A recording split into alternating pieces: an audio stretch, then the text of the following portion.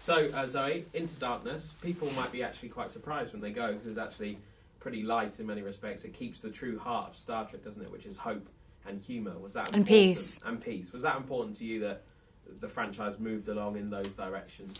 Well, of course, because it's we're coming up with original ideas on something that has already been done and established and very well executed. So you don't want to change the essence of what Star Trek is. It's just a whole bunch of people traveling through space, working for the sake of peace. So that said, you can, in the middle of all that, you can add a whole bunch of spices there and make it very dynamic, but at the end of the day, you know you're going to have to. The good guys have to win. They have to. It felt a lot more comfortable this time around. Obviously, it was difficult first time around because you're re-establishing these characters and meeting the cast and meeting them also as their characters and knowing what kind of position your character has with all of them, and you have that little pressure of, well, this has already been done before, and very well by Nichelle Nichols. How much of what I think Uhura is can I contribute to her, and how much should I just leave the way that it is? And by coming back around, now we've warmed up to our characters, and they were evolved. I mean, Star Trek's always been a trailblazing series. Your character Uhura, first interracial kiss on American television.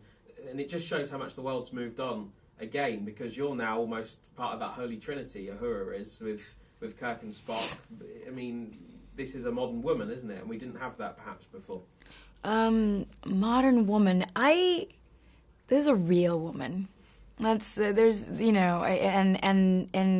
and she's being portrayed as a real woman, which is what I appreciate. It's not, nobody's doing us a favor by letting us be who we are.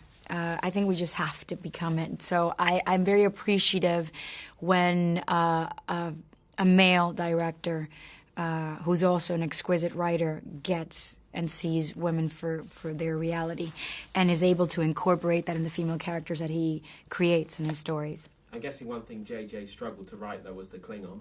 How was your reciting it? Easy. And knock on wood, I'm telling you that it's easy. In this movie, it was easier for me to learn Klingon than to learn certain of my lines in other scenes because I don't know why.